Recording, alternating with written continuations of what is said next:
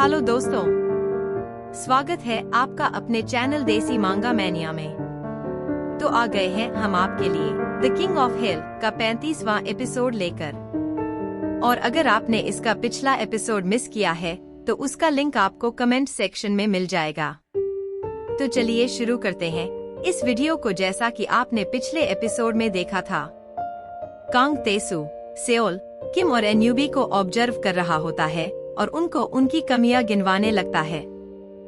अब आगे तो कांग पेड़ से नीचे उतरता है और बोलता है, तेसु, तो जैसे ही गॉब्लिन्स ने तुम्हारे ऊपर अटैक किया, तुम बिना कुछ सोचे समझे उन पे अटैक करने चले गए, जबकि ये काम तुम्हारा नहीं था।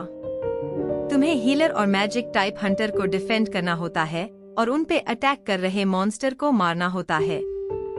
तो तेसु बोलता है, हाँ, मैंने यही किया था और अब मुझे समझ आ गया है आगे मुझे क्या करना है। तो अगली बारी सेओल की होती है, जहाँ कांग उसको बताता है, तुमने तेसु की मदद करी और उसकी पावर्स को बूस्ट किया, जो कि बहुत बढ़िया निर्णय था। और ये बोलते हुए कांग तो बहुत खुश हो रहा होता है और सेओल पे लाइन मार रहा होता है। फिर वो बोलता, उसके बाद तुमने क्या किया, खुद ही अटैक करने लग गई। तुम्हें अपना ध्यान रखना चाहिए था। हीलर सबसे पहला टारगेट होती है मॉन्स्टर्स का, और तुम लाइट अटैक करके मॉन्स्टर्स को अपनी तरफ अट्रैक्ट कर रही थी, जो बिल्कुल भी सही नहीं था। और सेओल ये सुनके बहुत ही उदास हो जाती है और कहती है, थैंक यू मिस्टर कांग, मैं आगे से ध्यान रखूंगी। फिर अगली बारी एन्यूबी की होती है। उसको कांग बोलता है, जैसा कि तुमने लाइटनिंग अटैक किया था मॉन्स्टर्स पे, वो ठीक था, लेकिन तुमने किया था उन्हीं मॉन्स्टर्स पे जो पहले ही नॉक डाउन हो चुके थे। और जो मॉन्स्टर तुम पे अटैक करने आ रहे थे उनको तुमने छोड़ दिया था। तो एन्यूबी कहती है, ठीक है बड़े भैया, मैं अब से पहले उन्हीं मॉन्स्टर को मारूंगी जो ठीक होंगे। और अगली बारी किम की होती है, जिसके लिए कांग कुछ नहीं बोलता, क्योंकि उसने सबसे अच्छा किया होता है। वो एक क्लोज रेंज अटैकर है, तो वो सबको मारेगा और मॉन्स्टर को आगे जाने नहीं देगा। और ये बात सुन के सभी किम को चीयर करने लगते हैं।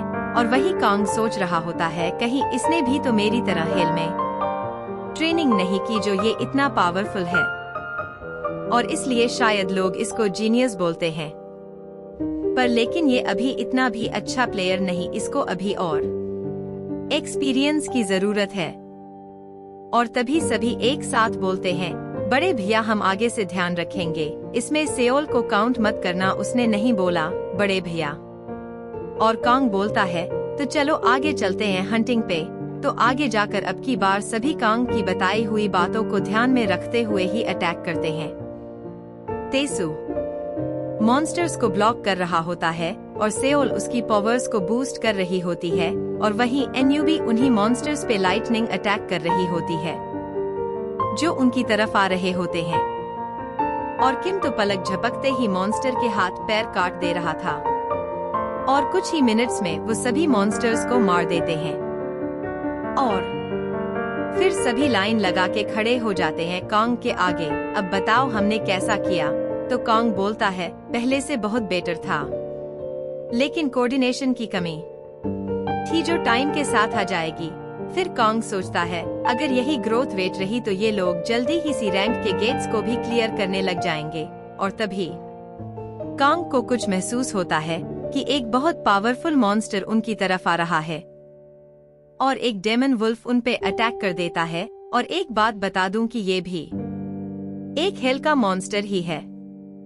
कांग तुरंत ही उन्हें बचाने के लिए अपनी ब्लेड निकालता है, लेकिन उससे पहले ही किम अपनी स्वॉर्ड से उस डेमन वुल्फ पे अटैक कर देता है और उससे लड़ने लगता है, और वो उसको अच्छी खासी टक्कर दे रहा होता है।